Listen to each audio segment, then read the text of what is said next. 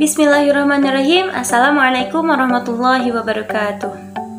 Alhamdulillahirabbil alamin wa bihi nasta'in wa ala umuri dunya waddin. Wassalatu wassalamu ala asrofil anbiya'i wal mursalin wa ala alihi wa sahbihi ajma'in, amma ba'du. Perkenalkan, nama saya Nisa Fitri Maulani. Saya berasal dari Sekolah Tinggi Agama Islam Al-Musadadiyah. Saya mengambil program studi Pendidikan Agama Islam. Yang terhormat dosen pengampu Bapak Ceceng Salamuddin dan juga teman-teman seperjuangan yang saya cintai dan saya banggakan. Di sini saya akan memenuhi salah satu tugas mandiri dari mata kuliah Inovasi Kurikulum Pendidikan Agama Islam, yang mana di sini saya akan menjelaskan mengenai materi inovasi teori pendidikan agama Islam.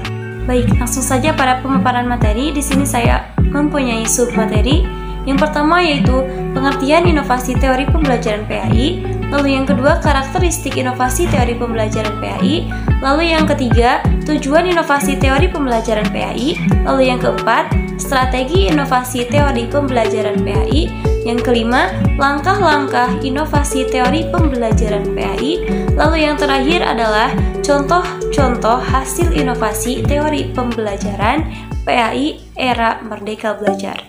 Baik, langsung saja pada pemaparan materi yang pertama, yaitu mengenai pengertian inovasi teori pembelajaran PAI. Nah, sebelum masuk kepada isi atau bagian dari materi yang inti, kita tentunya harus mengetahui apa sih inovasi itu. Nah, inovasi menurut KBBI merupakan pemasukan atau pengenalan hal-hal yang baru. Nah, sedangkan menurut Undang-Undang Nomor 19 Tahun 2002, inovasi adalah kegiatan penelitian, pengembangan, ataupun perekayasaan yang dilakukan dengan tujuan melakukan pengembangan, penerapan praktis nilai dan konteks ilmu pengetahuan yang baru, ataupun cara baru untuk menerapkan ilmu pengetahuan dan teknologi yang sudah ada ke dalam produk ataupun proses produksinya. Nah, jadi inovasi teori pembelajaran PAI itu dapat diartikan sebagai seperangkat penemuan atau pembaharuan konsep sebelumnya terhadap teori pembelajaran dalam lingkup pendidikan agama Islam. Nah, jadi untuk itu penting sekali ya bagi kita untuk melakukan pemahaman agar teori-teori pembelajaran dapat atau bisa menjadi lebih baik lagi dan relevan untuk digunakan sampai dengan saat ini. Lalu yang selanjutnya kita akan mengetahui mengenai karakteristik inovasi teori pembelajaran PAI. Untuk yang pertama mengenai karakteristik inovasi teori pembelajaran PAI yaitu memiliki manfaat relatif atau relative advantage. Nah, dengan inovasi dapat memberikan keuntungan ekonomis dan menaikkan pandangan masyarakat yang menggunakan inovasi tersebut. Contohnya seperti konten yang kreatif dengan berbasis pendidikan agama Islam. Lalu yang kedua yaitu memiliki kesesuaian atau compatibility. Jadi inovasi itu harus sesuai dengan kebutuhan atau hal-hal yang harus kita implementasikan dalam kehidupan sehari-hari. Nah, contohnya seperti demonstrasi keagamaan dalam bentuk teater dengan pola yang unik dan juga menarik, tapi tetap menjaga nilai-nilai budaya, sosial, dan juga norma agama. Lalu yang ketiga mengenai karakteristik inovasi teori pembelajaran PAI yaitu rumit atau complexity. Nah, jadi inovasi ini akan mudah diterima oleh masyarakat bila mudah diterapkan dan juga mudah digunakan. Contohnya, seperti memprogramkan muhafazah Al-Quran sesuai dengan potensi dan deadline waktu yang tepat. Seperti itu. Nah, itu ketiga dari karakteristik inovasi teori pembelajaran PAI. Untuk pembahasan yang ketiga, kita akan mempelajari mengenai tujuan inovasi teori pembelajaran PAI. Yang menjadi dasar dan tujuan inovasi dalam pembelajaran PAI yang mengacu pada inovasi pendidikan. Karena pembelajaran merupakan suatu komponen dari pendidikan itu sendiri. Salah satu permasalahan serius yang dihadapi dunia pendidikan sekarang ini adalah rendahnya kualitas pembelajaran, termasuk pembelajaran PAI. Proses pembelajaran pendidikan agama yang terjadi kerap kali baru bersifat adanya. atau bersifat seadanya, rutinitas, formalitas, kering dan kurang makna.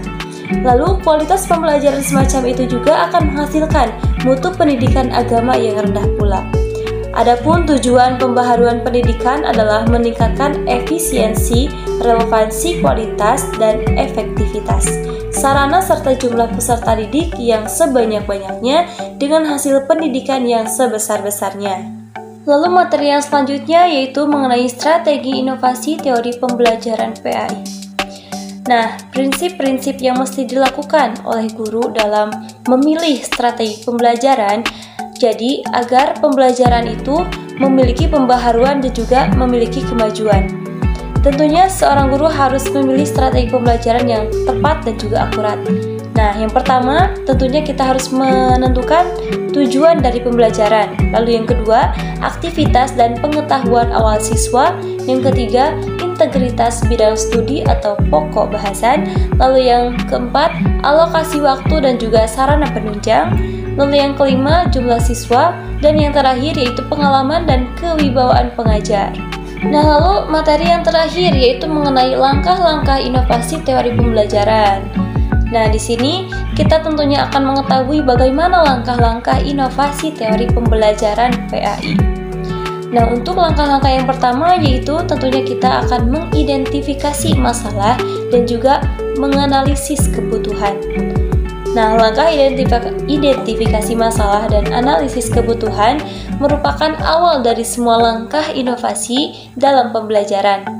Dalam melakukan inovasi, guru terlebih dahulu harus mengidentifikasi masalah yang dihadapi.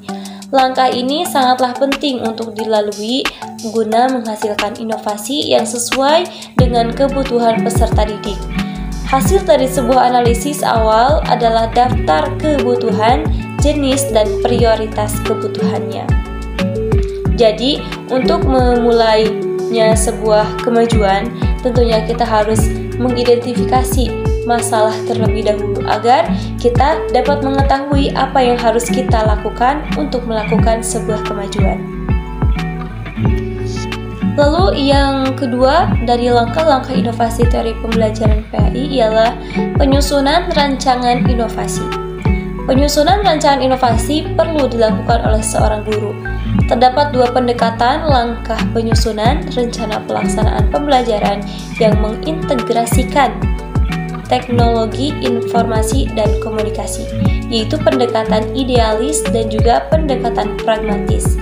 Nah, jadi dalam langkah-langkah inovasi teori pembelajaran PAI tentunya kita harus menyusun rancangan bagaimana kita dapat memajukan sebuah proses pembelajaran dan juga kita juga harus melakukan dari salah satu rencana yang telah kita susun sebelumnya agar rencana yang telah kita susun itu dapat terjalan dengan baik dan juga dapat menciptakan hal-hal yang bersifat untuk memajukan sebuah proses pembelajaran seperti itu. Lalu yang selanjutnya yaitu yang ketiga mengenai pengembangan rancangan inovasi. Pengembangan rancangan inovasi terhadap RPP tentunya perlu dilakukan oleh seorang guru dan yang telah disesuaikan dengan kurikulum yang berlaku. Aktivitas pengembangan yang dapat dilakukan oleh guru yaitu dengan cara mengajak rekan sesama guru untuk berdiskusi mengenai bagaimana pengembangan RPP ini dilakukan. Nah, tentunya pengembangan rancangan inovasi terhadap RPP ini wajib dan sangatlah wajib bagi guru untuk dilakukan karena kita akan mengetahui sejauh mana kita mengontrol sebuah proses pembelajaran dan juga hasil dari pembelajaran dengan rekan kita yaitu sesama guru. Lalu yang keempat yaitu pelaksanaan uji coba. Semua rancangan inovasi yang telah disiapkan harus melalui uji coba terlebih dahulu sebelum diterapkan dalam proses pembelajaran. Jadi hasil uji coba inovasi ini tidak perlu mengkhawatirkan berhasil atau tidaknya, karena setiap kendala yang ditemukan dalam proses uji coba ini tentunya harus diyakini dengan sebuah pembelajaran yang akan berdampak positif terhadap guru maupun siswa. Lalu yang kelima yaitu pengendalian dan perbaikan. Nah, dalam pengendalian dan perbaikan tentunya kita sebagai guru yang mengolah sebuah pembelajaran akan mengetahui sejauh mana pembelajaran itu berlangsung dengan baik ataupun tidak. Jadi ketika ada sebuah pembelajaran yang belum baik, kita pun akan bisa menilainya bagaimana pembelajaran itu dapat berlangsung dengan baik atau tidak. Jadi kalau misalkan belum ada pembelajaran yang kurang baik atau misalnya implementasinya belum sesuai dengan apa yang telah kita rencanakan, kita tentunya mengadakan perbaikan. Nah, lalu yang keenam yaitu implementasi, dan yang ketujuh yaitu melakukan evaluasi. Usai melakukan implementasi, selanjutnya guru harus melakukan evaluasi guna perbaikan pada kegiatan pembelajaran berikutnya.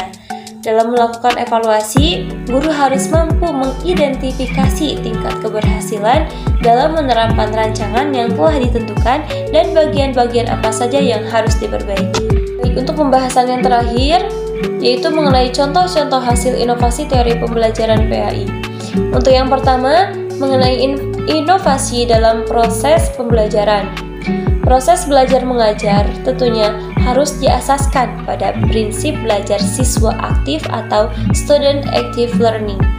Lebih menekankan pada proses pembelajaran. Nah, jadi student active learning ini lebih menekankan pada proses pembelajaran dan bukan mengajar.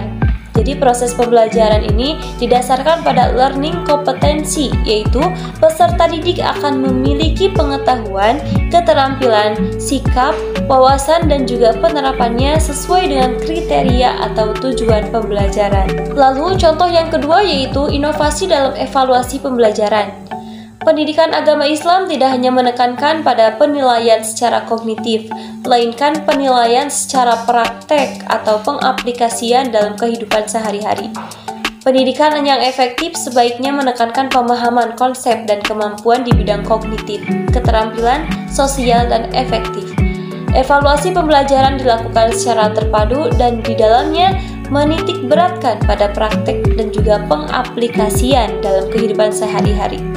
Nah, jadi dalam evaluasi pembelajaran ini, kita tentunya harus menerapkan kepada siswa itu tidak hanya memberikan pengetahuannya saja, tetapi kita juga harus memperhatikan apakah siswa itu dapat mengimplikasikan terhadap kehidupan sehari-hari yang telah dia dapatkan. Jadi, proses kognitifnya itu dapat dia implikasikan dalam kehidupan sehari-hari atau tidak. Nah, tentunya kita sebagai pendidik harus mengetahui hal itu karena hal itu sangatlah penting bagi kemajuan sebuah proses pembelajaran. Nah, mungkin itu ya pemaparan materi mengenai inovasi teori pembelajaran PAI.